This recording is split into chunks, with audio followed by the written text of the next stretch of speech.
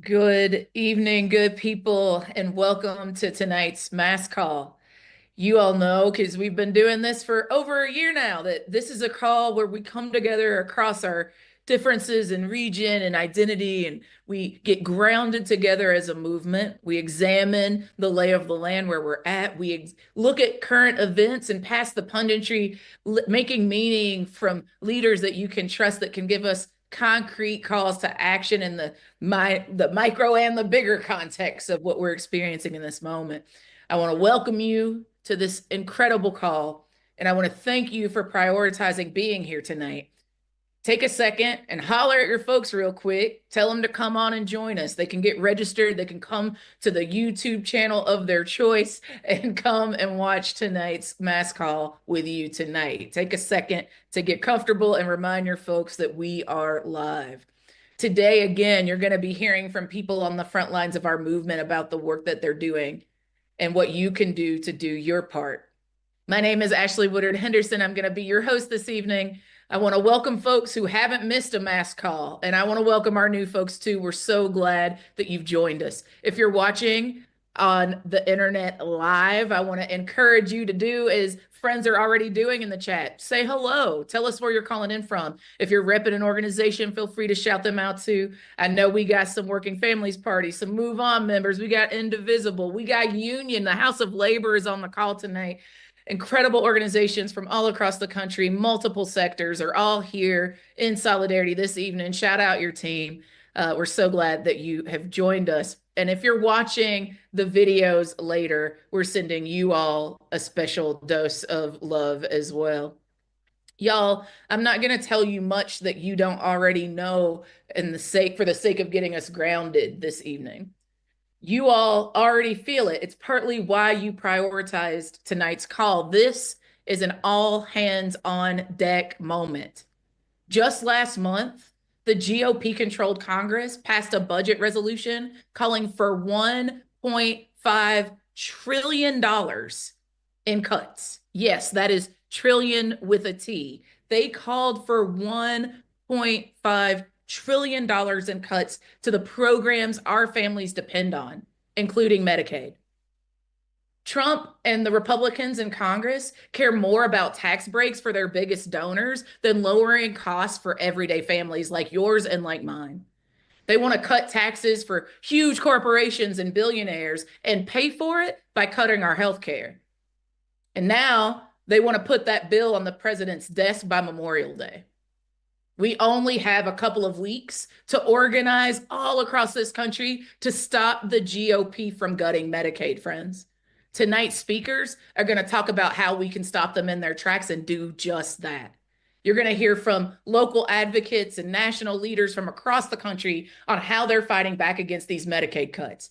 And most importantly, you're going to learn how you can take action from right where you are in your community. And I see you in the chat. Y'all are here from all over the country. I see folks from my hometown. Shout out to Chattanooga, Tennessee. I saw Gatlinburg. California's in the building. Alabama's here. Pennsylvania's here. New York is here. Michigan is in the building. Maryland, Jersey. Y'all been turning up all week. Wisconsin, we see you all and more, y'all. We are coast to coast, north to south, and we are coming together from hoods and hollers all over the United States to say enough is enough, and you absolutely are not going to gut our Medicaid benefits. So I can't wait to introduce you to the slew of incredible speakers that we have for you tonight. But before we get into it, you have an opportunity right now to take our first call to action. So I'm going to ask you to take out your phone. And once you've taken out your phone, say phones out in the comments. I am looking at the YouTube channels. There's way too many YouTube channels to see all of you, but I promise I'm scurrying through all of them as I can while I'm facilitating this call in hopes to stay in touch and in communication with you. So if you got your phone out, I want you to put phones out in the chat, and I'm going to tell you a word to text and a phone number to text it to. That is how you're going to find out how you can take action. You're going to hear the calls to action tonight, but we want to make sure that we can stay in touch with you so you can get the bat signal and stay in touch with us as we continue to fight over the next 2 weeks. All right, phones are out. All right, bet. So this is what you're going to do. Go to the messaging app, and I want you to text the word no cuts, one word, NOCUTS, no cuts, to 70303. Again, you're going to text the word no cuts, all one word, no spaces, NOCUTS to 70303. That's no cuts to 70303. You're going to text that number and you're going to find out how you can take action. Now, I'm going to remind you about this call to action throughout the call, but I want to go ahead and give you a sneak peek that once you've done it, I want you to ask a friend to do it too. Think about the group chats that you're in, the social media accounts that you use. Maybe you've got an email list that you could share it with, or colleagues and coworkers, your family, your friends, your neighbors, your buddies. I want you to think about who is the phone tree that you can call into this sacred moment that we're building together to fight to protect our people that we love, people that we care about, sometimes our very selves, as we fight this fight against the GOP to save Medicaid. So again, you want to get your phone out, you want to go to the messaging app and you want to text 70303, the word no cuts, NOCUTS, text no cuts to 70303. And with that, dear ones, I get to start introducing you to some of the most trusted leaders in this work, people who you can believe, people who are going to make meaning of this moment with us and get us fired up and ready to go. So first up, I'd like to welcome to our virtual stage Ann Massey. She's a proud Wisconsinite and mama, and she's going to talk about how important Medicaid has been for her family. And I'll toss it to you. Thank you, Ashley. Thank you for giving me this opportunity to share my story, and thank you everybody for logging on and joining us. I work 3 jobs that could all be impacted by cuts to Medicaid, and I have 2 kids, both receive vital services through Medicaid. A confidentiality agreement limits what I can say about my first job. I caption phone calls for the deaf and the hard of hearing. It's a free service, which is covered by a small fee that we each pay on our phone bills, but I work for a private company that's overseen by the FCC. Medicaid, a cut to Medicaid would impact our clients' ability to have this service, which includes 911 call captioning. My second job is supporting families like mine in Wisconsin. My son is deaf. There are over 3,000 families like ours in the state, some of which have coexisting conditions.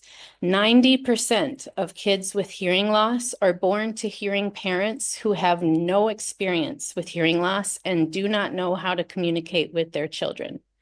Medicaid covers hearing screenings, hearing aids, hearing aid batteries, cochlear implants, and birth to 3 services, which is a team of supports that is free to families and they visit your home.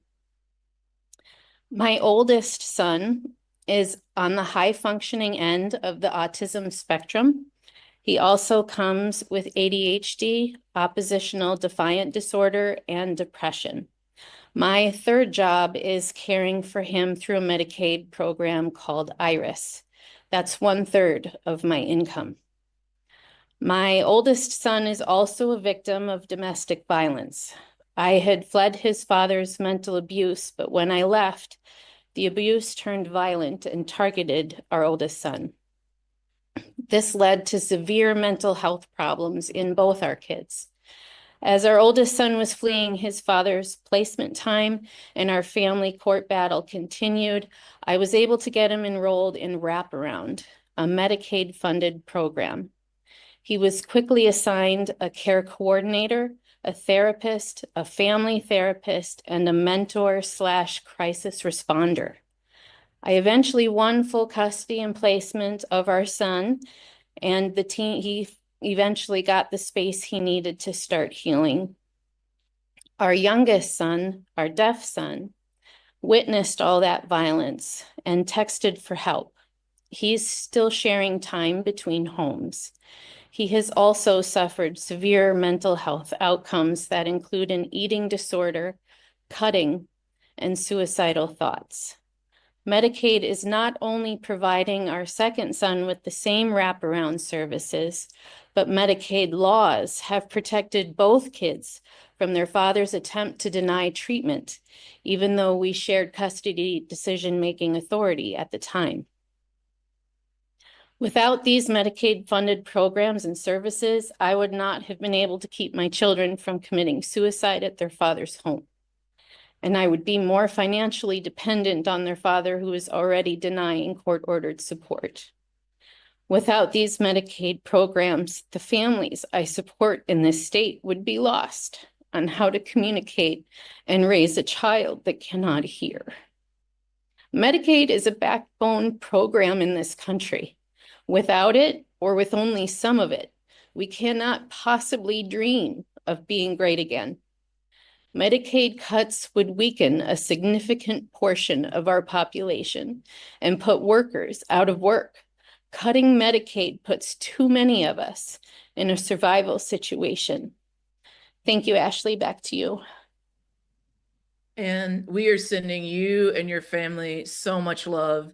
And we thank you for being courageous in a time of chaos, sharing your story with us and reminding us that this is not a game, that real everyday people's lives are impacted when politicians who care more about profit than our people prioritize the consolidation of their wealth at our expense. We love you. We're grateful for you. Thank you for being here tonight. We swear we will fight with everything we've got for families like yours. Absolutely. Thank you for being here. All right, y'all, take a deep breath. We know it's deep, but that's what time it is on the clock of the United States, y'all, is that we are really literally fighting to save our families' lives. I see in the chat that folks are saying they too have children. I see someone saying that they raised 3 kids and wouldn't have held it together had it not been for the medical care that they received through Medicaid and SNAP as well. So we know none of us are by ourselves on this call. It's partly why we're doing it, is to remind us that we're not alone.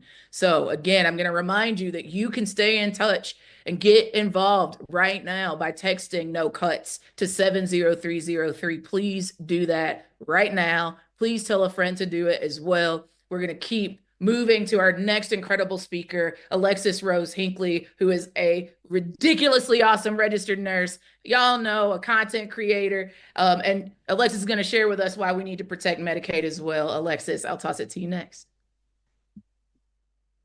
Hi, everyone. I want to start off by saying, Anne, that was a beautiful display of vulnerability. Thank you for sharing your family's experience with us.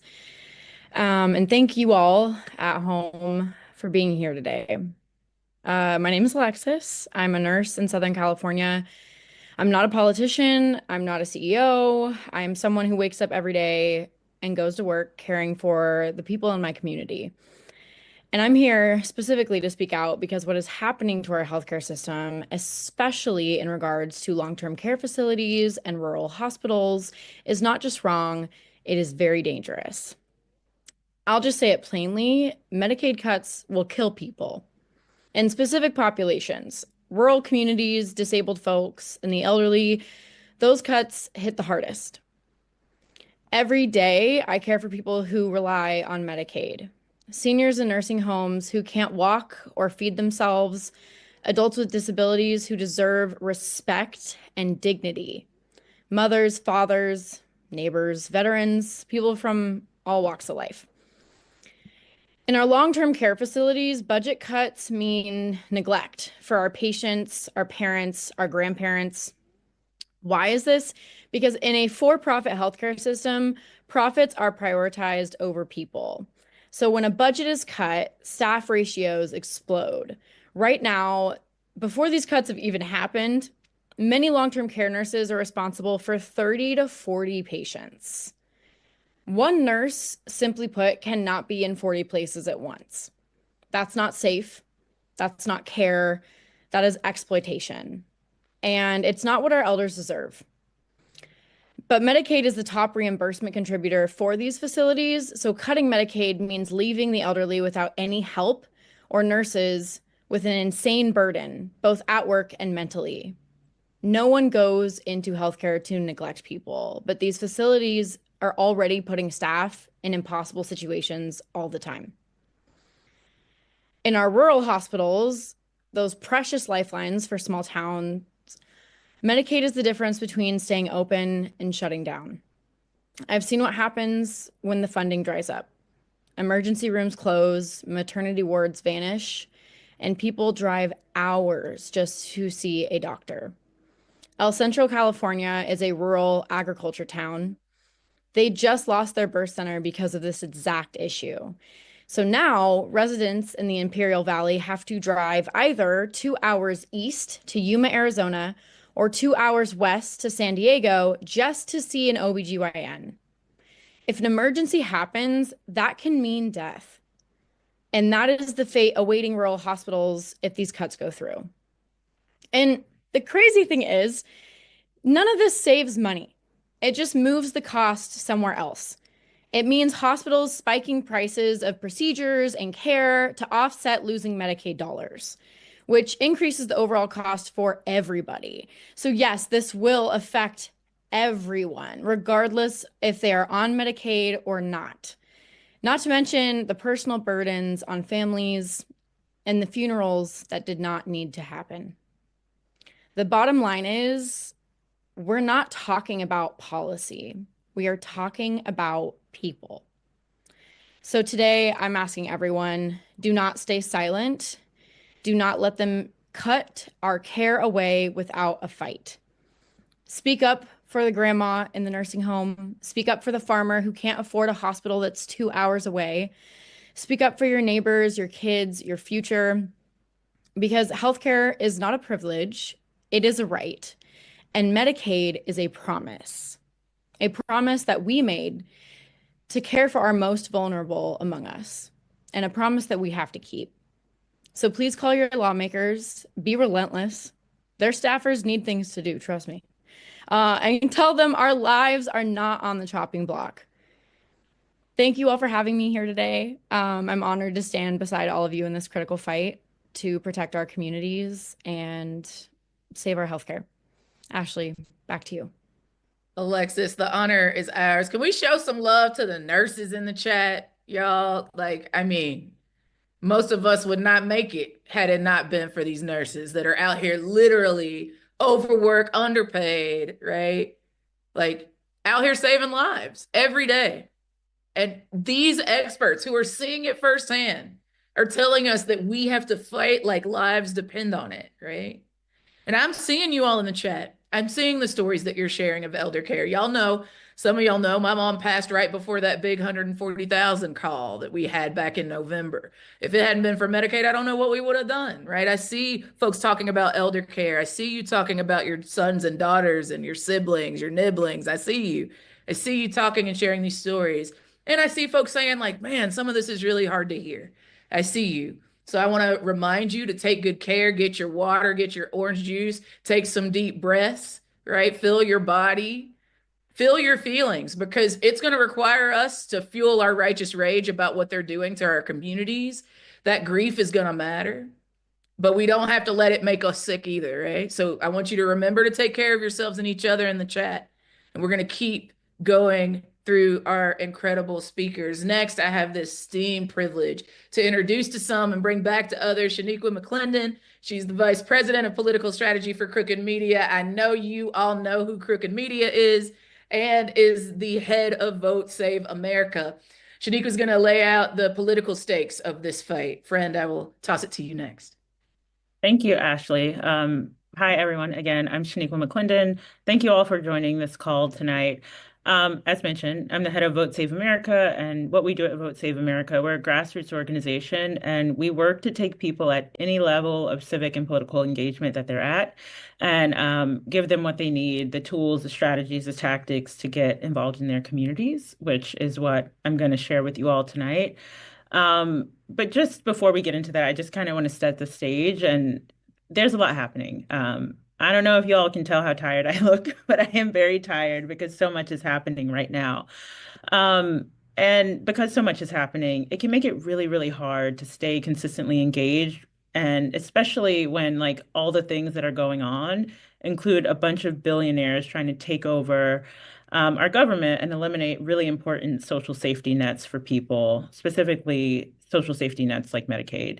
I was on Medicaid growing up. I mean, it literally kept me alive. I had to get, a life-saving surgery when I was 9 years old. And if we didn't have Medicaid, I know my parents couldn't pay for it. I have a twin sister. My parents had us when they were 19.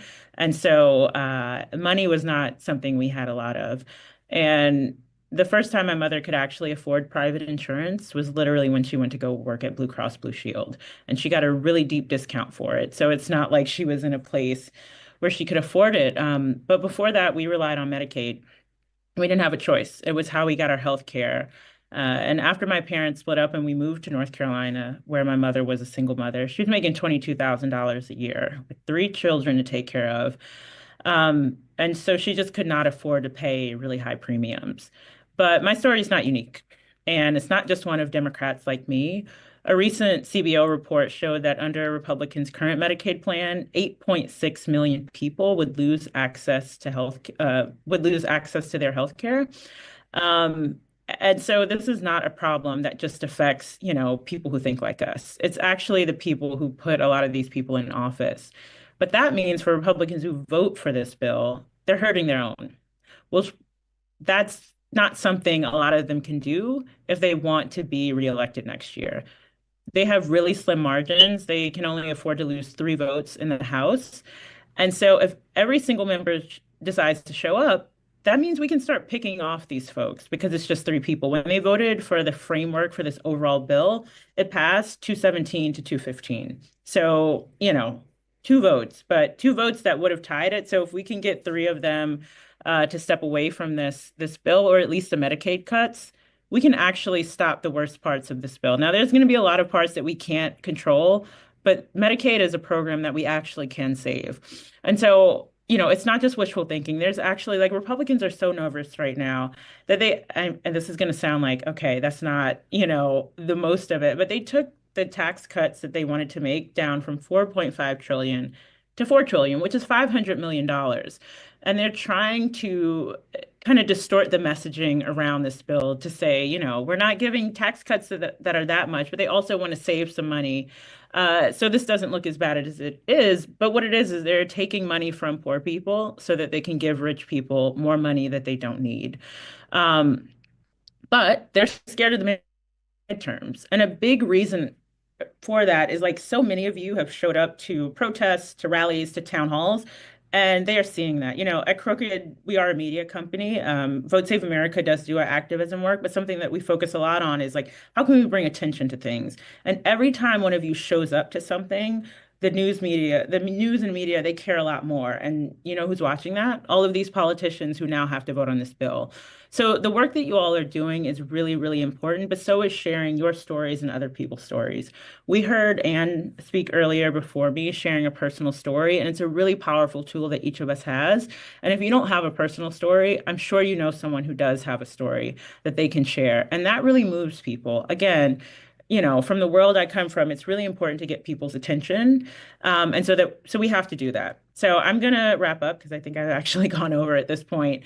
But Vote Save America has a tool for anyone who wants to share those stories. If you go to votesaveamerica.com, it's our Show Up and Get Loud toolkit so that you can share those stories. So anyone who's interested, go to votesaveamerica.com. And thank you again for joining the call today.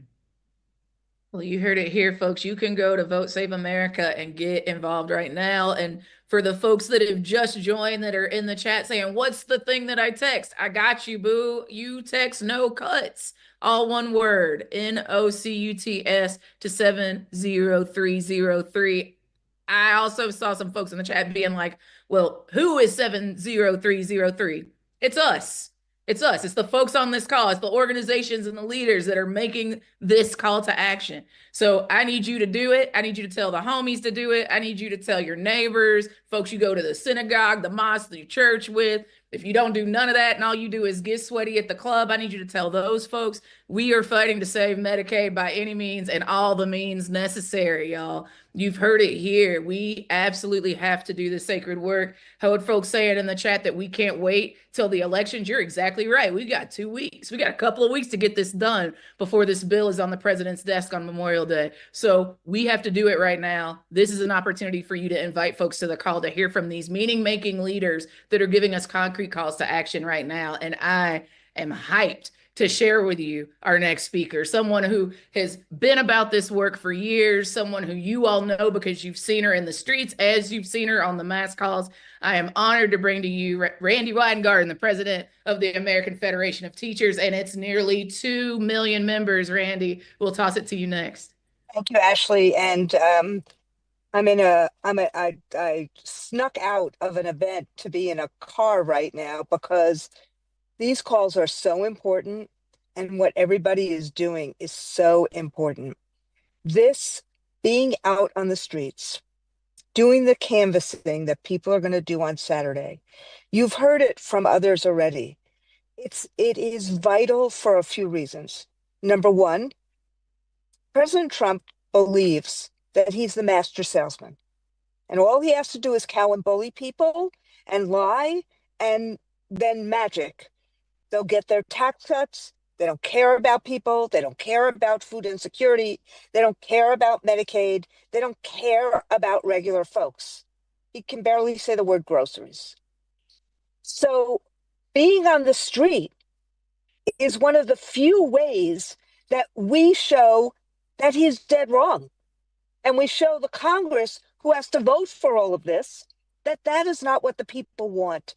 And it also shows other people when we're out on the streets and when we're canvassing that they're not alone. So what you are doing every time we're canvassing, every time we're out on the streets, it is the way in which the people, and look, I say this as a high school social studies civics teacher, it should be enough to go to the Congress and make our case, but it isn't in this moment when we have a president that doesn't care and a Congress that is too bullied by a president that doesn't care. But because people have been on the streets, because of these issues, look, even Senator Josh Hawley in the New York Times this week told his Republican counterparts that this is a morally wrong thing to do. He said it was also politically suicidal, but morally wrong. And why? I saw people all over the Congress in wheelchairs on Tuesday and Wednesday trying to get into Congress, people to say, don't do this. Don't take away our Medicaid. Don't take away the tax credits for ACA. A third of the kids in the United States of America get their health care from Medicaid. I was in a school today in Lowell, Massachusetts. We have a community school. One of the parents got up and said, we have our health care for our kids because of this school. How does this school get it? Because of Medicaid, because of CHIPS. All across the country, OTs, PTs, wheelchairs, everything that we have in terms of health care, most of it comes from Medicaid. This is going to kill people if these cuts go through. And so it's intergenerational. It's our kids, it's our grandparents and parents. Those of us who have parents or grandparents who have been in long-term assisted living, it's paid for by Medicaid. Those of us who are disabled, that's paid for by Medicaid. It is the safety net of safety nets. And so being out there on the street, being outraged, how dare they want tax cuts for billionaires who can afford health care instead of Medicaid and the ACA tax credits. So be righteous. Know it is working, as everyone else has said. We got to get through the finish line. They already stopped the votes that we're going to have today because they can't get to an agreement because of the work we've done already. Be out there, be courageous. You are saving lives and you are saving democracy. Thank you. There's no hyperbole here. Randy just told us this is literally about saving people's lives. Some of the very people that you're hearing from in the chat. I'm getting text messages from folks that are watching on Free Speech TV right now, thanking our speakers for telling the truth and inspiring people to not just be fearful, but to be courageous and fight back to make sure that they do not prioritize profit in the consolidation of their own power over our literal families' lives, y'all. This is what we're talking about. I also got some text messages from folks in my DMs and stuff talking about they don't understand the text thing. So I'm going to explain it one more time before we go to our next speaker. So you get your phone out, right? You said phones out. I see y'all still saying phones out in the chat. So get your phone out. Go to the text messaging app, whatever text messaging app you use. You go to that text messaging app. You text the word no cuts. I say the word because there's no spaces. It's NOCUTS with no space in between. No cuts. You text that word to the phone number 70303. If you do that, we'll be able to continue to stay in touch with you, remind you of the calls to action over the next couple of weeks as we continue to put pressure on the GOP-led Congress to stop this attack on Medicaid. So that's what time it is. We need you to do it. If you've already done it and you've said done in the chat, I need you to tell somebody else to do it. When you've done that, say, I recruited someone in the chat so I can shout you out as we have time. Now I get to bring up my brother, my dear friend, my party leader, the national director of the Working Families Power, to talk about the canvases and phone banks that we're leading. Mo, I'll toss it to you next. Ashley, thank you so much. My name is Maurice Mitchell. I'm the National Director of Working Families Power. I'm so happy to be with all of you tonight. And why are we here? We're here tonight because some elected leaders want to do something so catastrophic, so deeply immoral, cut off healthcare for millions of families across our country, millions of our neighbors, some of us who are watching right now. Now, these aren't just budget lines on a spreadsheet. We're talking about real people who have families and friends and people who love them. And if we let these cuts go through, the damage will ripple throughout our entire communities. Whether or not we're on Medicaid or not, if we let these cuts go through, we will feel this in our families' lives, in our communities, because these services support all of us. Now, thank God Medicaid is a safety net for those who are most in need. People like myself, decades ago, when I was in between jobs and desperately needed healthcare. And I was able to get it because those programs were in place and they were funded. And we also know it is false to think that Medicaid just covers the poorest among us, although it does that, and thank God it does that. It covers nursing home care for seniors. It covers healthcare for kids with disabilities and essential treatments for working parents who can't afford private insurance. Now, if Medicaid is slashed, hospitals, especially ones in rural areas, are at risk of closure. Doctors will have fewer resources to work with.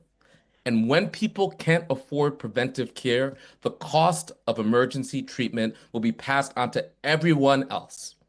So some Republicans want you to believe that these cuts only affect someone else. But when people lose healthcare, hospitals shutter, emergency rooms get crowded, premiums go up. Republicans know this. Your Republican elected official knows this. They know how unpopular these cuts are. That's why they're avoiding their constituents. They're skipping out of town halls. We've seen it on TV. They're refusing to talk to reporters. They know how catastrophic these cuts are.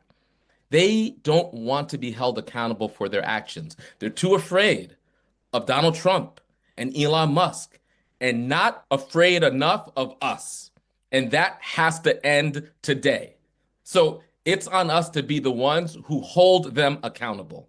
If they won't hold themselves accountable, and if they're hiding behind the shadow of the billionaires and their friends, their MAGA friends, we need to hold them accountable. This is bigger than politics. This is a moral issue, a fundamental right and wrong issue. So we're launching canvases and phone banks in congressional districts across the country to say loud and clear, hands off our healthcare, period, full stop. So the links to sign up are pinned to the chat. Just like Ashley said, you could text no cuts to 303, text no cuts to 70303. I messed it up, Ashley. Now they're gonna be like 30, text no cuts to 70303 to find a canvas near you or an upcoming phone bank. We'll have canvases, we'll have phone banks. We're gonna bring the fight to them. We're gonna bring the truth to them.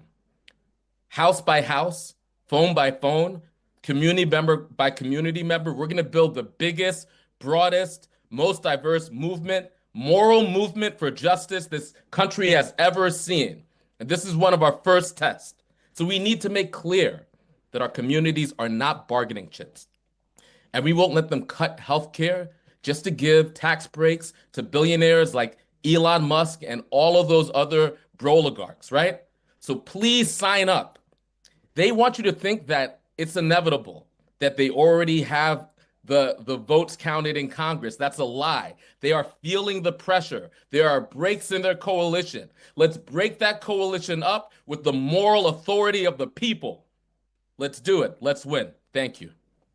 Listen, if you don't believe that we will win, I'm telling you that these speakers have a fire in my belly, some salve on my soul, and I feel ready to go. And I see you all in the chat. Y'all are helping folks out. Y'all are sharing the links. Again, you can see in the little banner underneath my face that you can text no cuts to 70303. You can see in the live comments on YouTube, the pinned comments, those are where you can also get to the links. And Judy, I saw you say, well, listen, the text stuff is not my favorite. Can y'all email it? And I want you to know that I saw you. I'm going to tell the team that we need to make sure we're emailing it out as well. I'm sure they will, but just know we didn't miss you. We see you. We're going to try to make that happen. You also heard Mo say we're getting back to the old school organizing interventions of door knocking. We're going to get out there. We're going to build community. We're going to build relationship. We're going to call our neighbors, and we're going to make sure that Congress hears from us. Folks are asking if there are any targeted senators or representatives that we should be hitting up. Y'all, at this point, it's all hands on deck, right? I told you it's an all hands on deck moment. So I want you to call your folks, and I want you to email your folks, and I want you to make sure that you've texted no cuts to 70303 so that when we need to give you any more specific calls to action, you can get it. I also saw some folks asking when we getting back in the streets to march. I think on this call, you might hear a little bit more about that. So I'm not gonna spill the beans on it, but I did see somebody in the chat already tell you. So you might have caught it already, but I have a feeling one of our speakers is going to talk about it. If not, I'll tell you at the end. All right. Next, we get my brother, my friend, my homie, and the co-executive director of Popular Democracy. Y'all already know him. He's about to come and tell us some truth, and he's going to tell us about the work that Popular Democracy is doing in key congressional districts. Demario Cooper, come on in the room. Yo, thank you, Ashley. I really appreciate it. I'm really excited to be here. Thank you, Mo. Thanks to all the speakers who came before. Y'all lighting this up. I'm here to let y'all know that the things that we're talking about ain't just talk. Like, we're actually doing these things already, right? Like, people are in the street inside of congressional districts that are contested, and our affiliates, along with a lot of people who are on this call right now, organizations who are on this call, are going out into these communities this weekend. The thing that Mo was just saying, I want to reiterate, which is this is our moment. It may feel scary. You may be scared. You may have anxiety. You may feel like, oh my God, this is the thing. But actually, we are in the moment to define who we are, who real Americans are. We need to steal what it means to be a patriot right now. We need to steal it because actually the thing says that we all are created equal. That's what it is. The things that say we all supposed to be protected as human beings. That's what it's about. That's the real project of this country. And it is our time right now, right in this moment, right now, that we get to show up for ancestors and generations that come behind us. This is like the time for us to stand up and define what it means to be a human being in these here United States. So fundamentally, I want to tell y'all a couple of things. One, our affiliates are helping build these organizing events and these canvases in 16 different CDs, congressional districts across the country. They're critical congressional districts. You might live in one, or you might live next to one, or you just need to activate people in the place where you're at. People keep asking you like, hey, turn out people, talk to people, move this message. We need as many people as we could possibly get. Right now, we've already inside of Popular Democracy just by ourselves, not even counting all the other people who have leaned in and shouldered into this effort around us actually responding to this moment when they're trying to literally fleece us and steal Medicaid so that they can fund a deportation machine. Right now, you have challenges to birthright citizenship. You have challenges to equal protection under law. You're seeing the violation of due process. And we have a president who's wondering whether or not he's supposed to protect our Constitution. It is literally our moment. It is literally the people's moment. It is what this country was built for. We got to do it right now, right now. And so we're going to bring people. We had thousands of people actually out marching in rallies. We've had about 40 actions just in Popular Democracy, which has had like 11,000 people show up and move. That's just our little small piece of it. Together, we can grow this thing so large in this moment that not only will it react to this moment, but we could build for the future we want. We could use this thing that feels like it's impossible right now to build a future where we all can thrive. And so when you get as we're going out and finding stories and bringing people in, we want to take them people to DC. We want to bring the people into our states, and we want to make sure our voices are heard. Make sure you sign up for the sign up sheet this weekend. We need as many people to come out this weekend. Right now, do what you can. This thing is happening next week. They're trying to cut our stuff next week. We have to fight them. You're the ones to do it. We're the ones to do it. We the people we looking for. Be there with us. Thank you, Ashley. Thanks, y'all. We appreciate y'all. Mario, we love you. We're sending love to the fam. We know you was holding it down at flag football practice today. I was at flag football practice today. We love you. Thank you for being here. And y'all heard my brother. He said we the ones. Nobody else is coming to save us, y'all. It is evident. When they said they were going to flood the zone, they meant it. Maya Angelou said, believe them when they tell you who they are the first time. So I'm believing that they are coming for our people, that they are coming to cut Medicaid, that they are going to try to consolidate their wealth and power at our expense. And I think I saw, who said it? Chantel was in the chat. Chantel said, this is the turning point.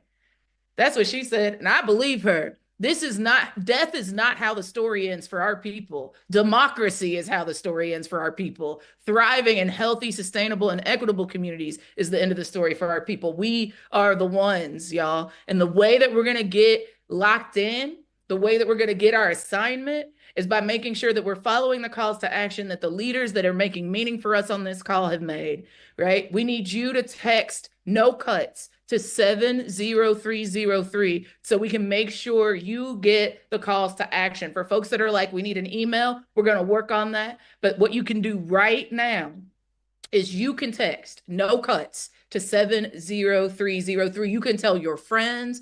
I don't even care if they're your friends. You can tell the people you don't like to text no cuts to 70303 like lives depend on it, because they absolutely do. For folks that are wondering, what do you do if you already know your congressperson is supportive of fighting to save Medicaid? Call and thank them. Email and thank them. And then sign up. Still do no cuts to 70303, because there might be a congressional district near you, to DeMario and to Maurice's point, that needs your support. Right? We might need you to actually support some other folks who don't have the luxury and privilege of having someone who cares about healthcare for all of our people. So still text no cuts to 70303, and then still make sure that you contact your elected official. We're going to keep this thing moving, and I have the esteemed privilege of introducing to some and bringing back for others Neil Bisno, the Executive Vice President of the one and only SEIU, to talk about the impacts of Medicaid cuts to healthcare workers. Neil, we will toss it to you next. Thank you so much, Ashley. I am a proud executive officer of SEIU, the largest healthcare workers union in North America.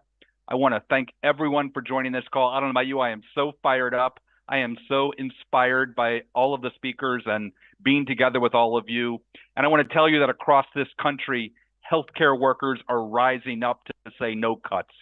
And we are so grateful for all of you being in this fight with us, because make no mistake, what's happening right now is a full-blown attack on working people across race and place in this country, and on healthcare workers in particular. In fact, it's a full-blown attack on the very foundation of our healthcare system.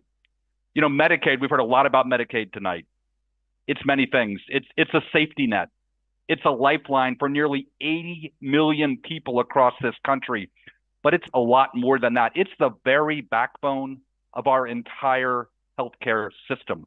It keeps hospitals open. It keeps home care running. It keeps millions of healthcare workers on the job every day. But as we've heard, right now, Republicans in Congress are pushing forward massive Medicaid cuts that would rip healthcare and services away from families and unleash devastating consequences for healthcare workers, for the people they care for, and for our entire communities. Let's just be crystal clear. The only people who benefit from this plan, the only people, are billionaires and the ultra wealthy. Everybody else, workers, patients, caregivers, families who are struggling every single day just to get by, all of the rest of us are going to pay the price if these cuts go through. They threaten the jobs of hundreds of thousands of healthcare workers. And let's talk about healthcare for a minute. This is the largest economic sector in our nations. It's the largest industry in our economy. I happen to live in Pittsburgh, and we are very proud in Western Pennsylvania of our Steelers. But let's be clear, the largest industry in our state is not manufacturing, it's healthcare. The largest employer in our state is not U.S. Steel, it's UPMC Health System. And when you go across our state, it's not just Pittsburgh and Philadelphia, Johnstown and Altoona and Reading and Scranton, Wilkes-Barre.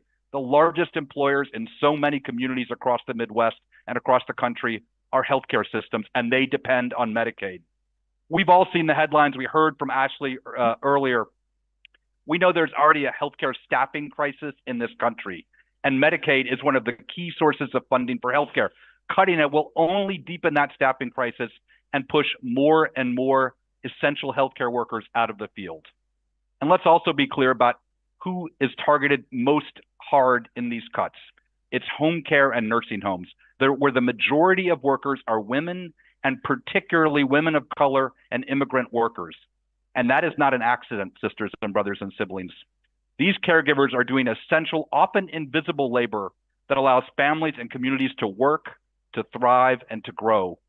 Undermining Medicaid means deepening the existing inequities in our workforce that already faces in healthcare low pay, limited benefits, and little recognitions. It is so outrageous that just a few years after a once-in-a-century pandemic, when essential healthcare workers sacrificed with their lives and risked their lives every single day, that we are now fighting to protect the very funding that makes their jobs possible and makes their wages and benefits funded. So protecting Medicaid is critical to advancing equity and honoring the value of care work in our economy and in our society. You know, when you slash Medicaid, you slash home care. You force families to make impossible choices between essential care for a parent, a child, or a loved one, life-saving medication, or putting food on the table. No family should ever have to make those kind of choices. You drive home care workers further into poverty and leave seniors and those with disabilities with no one to care for them and no ability to live the independent lives that they deserve. In nursing homes, over 60% of residents, seniors and people with disabilities, rely on Medicaid. Over 60%. These cuts would devastate these already strained facilities that are already terribly understaffed. Cutting funding will strip away critical staffing protections where they exist, drive even more caregivers out of the workforce, and put the quality of care and the well-being of residents at serious risk. As an earlier speaker told you, these cuts will kill people. When it comes to rural and safety net hospitals, nearly half of rural hospitals are already operating on razor-thin or negative margins, and many rely heavily on Medicaid. These cuts will push them over the edge, force them to close entire departments like OBGYN or mental health services, or shut down altogether. And when that happens, entire communities lose access to care and have to drive hours for an ER visit or prenatal care. Cuts mean layoffs, wage freezes, and local economies in crisis. I just want to say one word about the cuts that Republicans are planning to defund Planned Parenthood, taking away people's access to cancer screenings, to birth control, to STI treatment. And this part of their cuts, as someone mentioned earlier, it just moves costs elsewhere. In fact, these cuts, according to the Congressional Budget Office, would actually increase the federal deficit by a staggering $300 million. So this is not about cutting costs or balancing a budget. This is about cutting care and attacking families and women and working people across race and place. So the big picture is pretty clear. This is about healthcare, but it's about much more than healthcare. It's about our entire economy. When the federal government cuts Medicaid, the cost doesn't just disappear. One place it goes is it shifts onto states. That means the pressure on everything else we care about: education, public safety, infrastructure, public services, parks and public spaces. The pressure just increases, and those services end up getting on the chopping block in state budgets. It's a deliberate choice.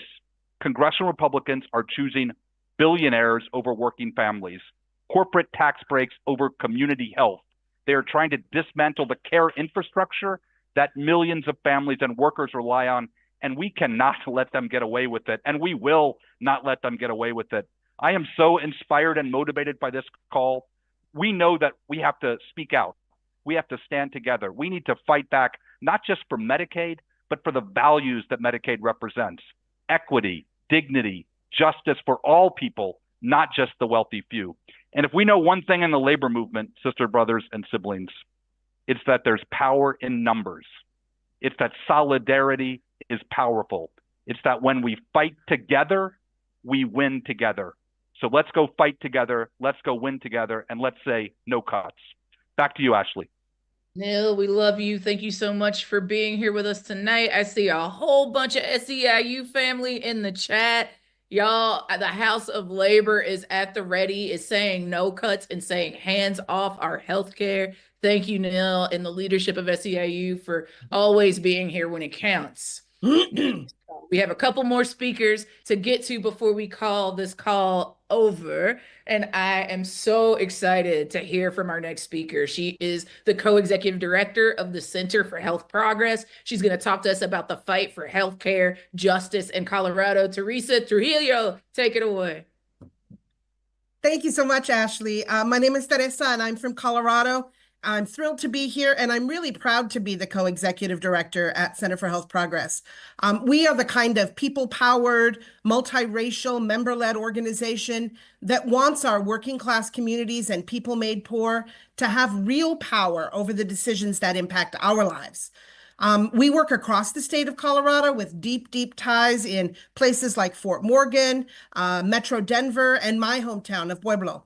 We recruit hundreds, literally hundreds of community members who have a shared stake in taking on greedy corporations and executives who've rigged our healthcare system, who've bankrupted our families, and who've bought the votes of our elected officials.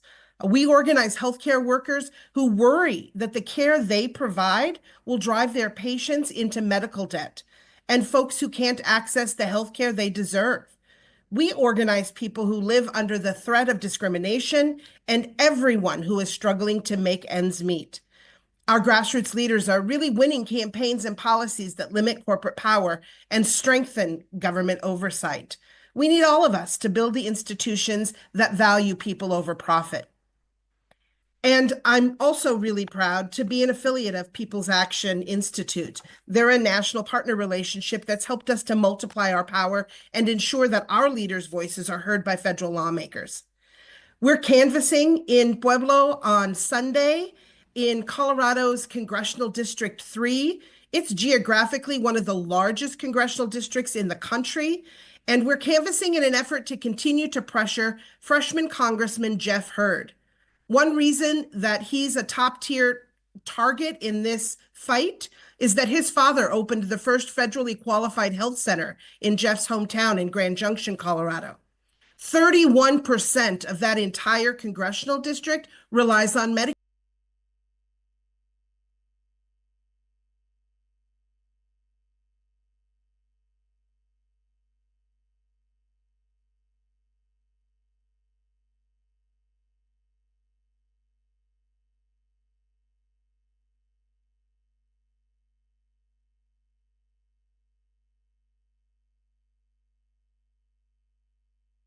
Indicated via the media that he's willing to break ranks with the congressional majority, but his actions have yet to demonstrate that.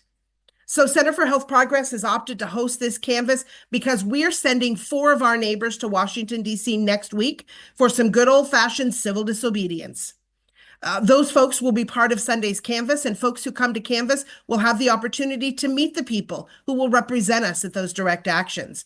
So I hope you'll join us. Ashley's been telling you how to get signed up. You know, I know, and you know, that working people really have made this the wealthiest country in the world. And there's enough for everyone, but only if corporations and billionaires don't steal it. And we won't let them. Thank you so much. Y'all give it up one time for Teresa. Thank you for your leadership, sister. Thank you for your commitment. Thank you for your dedication. Thank you for your consistency. We're grateful to have you here with us. And thank you for leading us in this moment. Y'all, we've got a killer closeout speaker. But before I bring you to him, because I know the chat is going to go wild, I have to do two things. First, I have to remind you, for those of you that just joined us, welcome.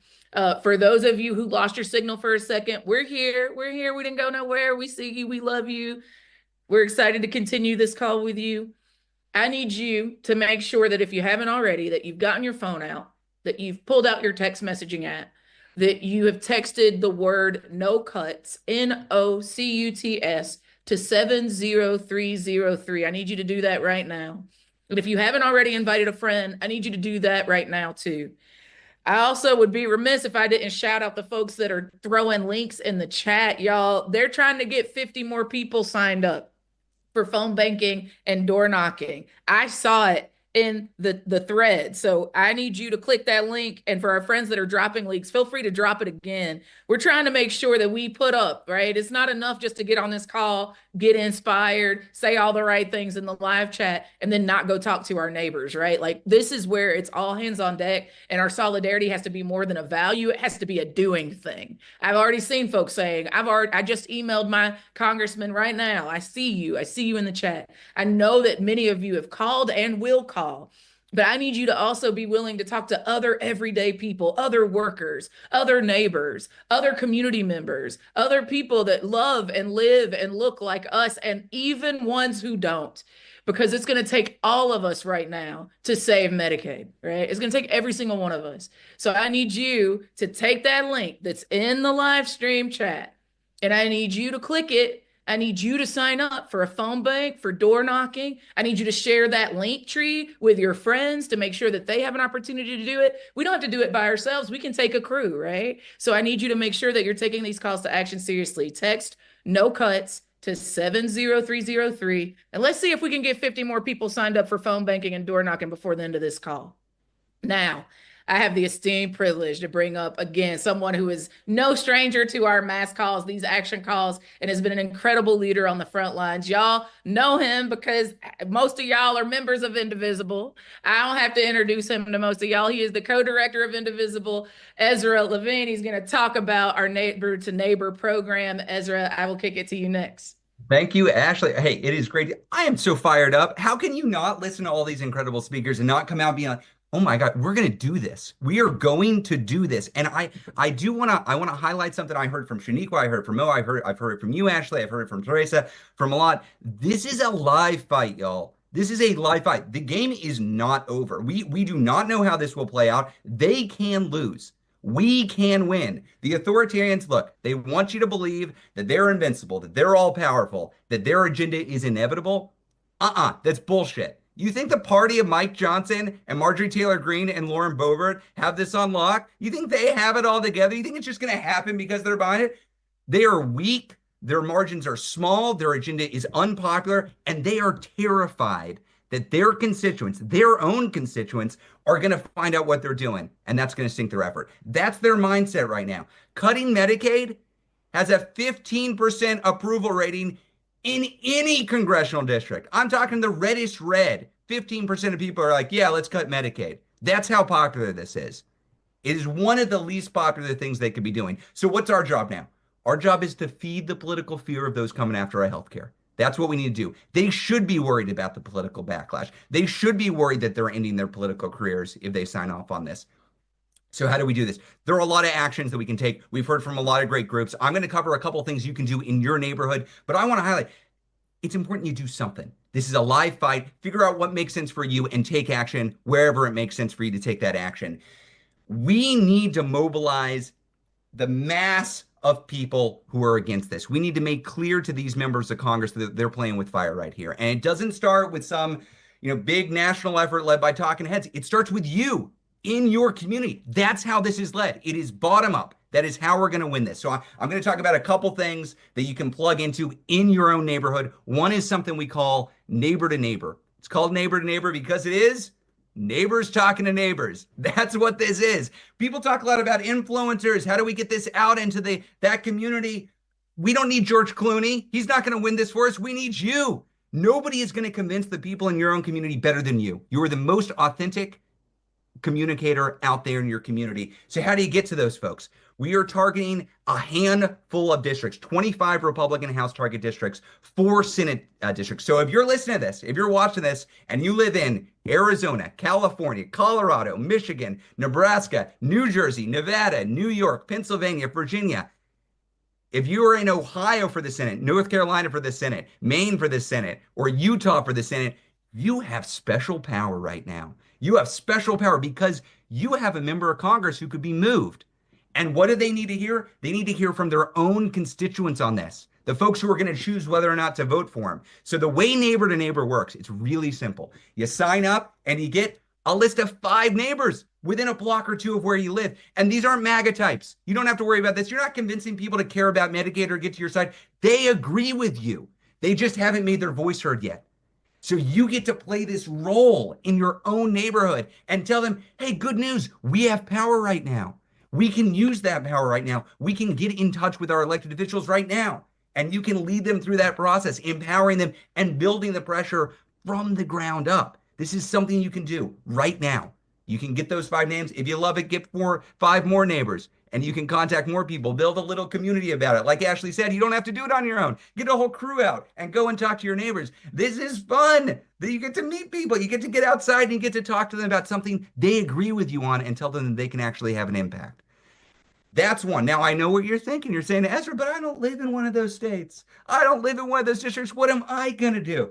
Well, we have another thing called Fight Back with Friends. So if you don't live in one of those states that I just mentioned, there is another way you can plug in. This is known as a relational organizing program. So the whole idea of this is you're reaching out to people you've got a connection to. Maybe you're friends on social media. Maybe you went to school with them. Maybe you're good friends. They live in a different state or different district. This program, Fight Back with Friends, identifies the folks in those key areas. And you get to be the bearer of good news. You get to say, hey, I don't live in one of the districts or states where there is a member of Congress who's going to make the difference here, but you do. You high school friend, you Facebook friend, you person that I've been engaging with for a long time. We've got a good relationship. You happen to have a lot of power in this moment. Why don't you use it? Here, I'm going to walk you through how to use it.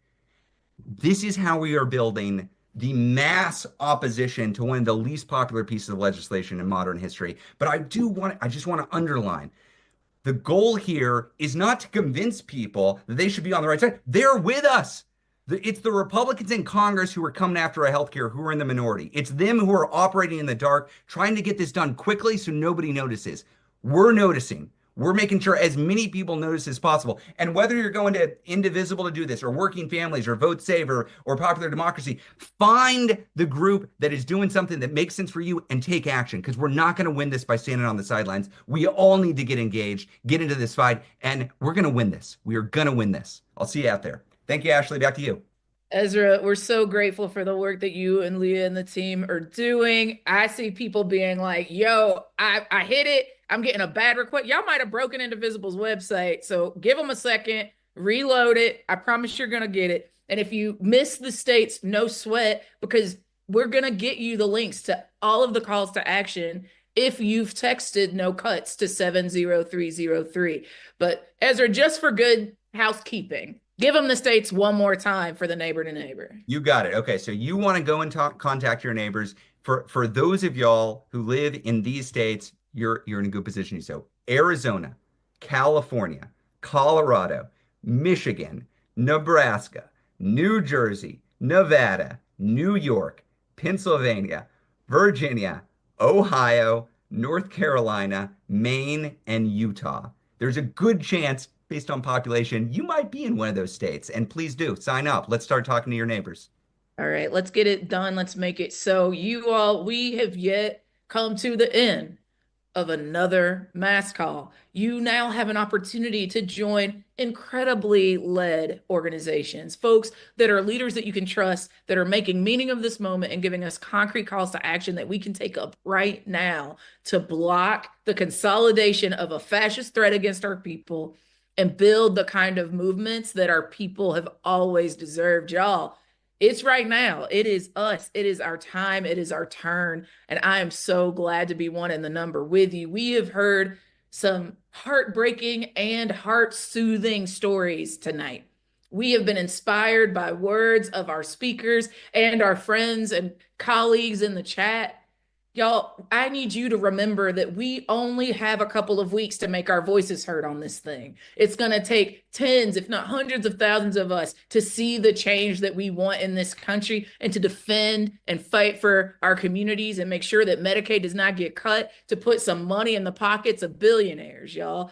I need you to join one of the organizations that made tonight's call happen. I need you to take action in your community. You've got so many options. You can support the American Federation of Teachers or the Communication Workers of America. You could join For Our Future or Indivisible. You could shout out, drop a coin on Movement Labs or Move On or the National Education Association. You could show up and show out with People's Action Institute or Popular Democracy. You could join and support, be a member of Planned Parenthood Action. You could show up for Public Citizens, seed the vote, go hit these doors, right? You could join or support SEIU showing up for racial justice. Shout out to our Surge family that's on the call. And you absolutely could become a member of Working Families Power. We need you. Now is the time for us to come together across all of our differences, find the organizational home of your choice, and get down on these calls to action. When people tell you that none of us are doing anything or none of it will be enough, what I know is that I can't be smaller than non-existent. And the organizations like these are giving us an opportunity to step into meaningful work that can actually make a difference. I need you to text "no cuts" to 70303 to knock doors, to phone bank, to get out in these congressional districts, to make our voices heard. Y'all, I see you in the text being like, well, Ashley, I didn't see you pull out your phone. Well, guess what, friends? I'll do it right now. I'm going to text "no cuts" to 70303. I'm doing it right now. So I'm also accountable to you for doing it. I need you to do it as well.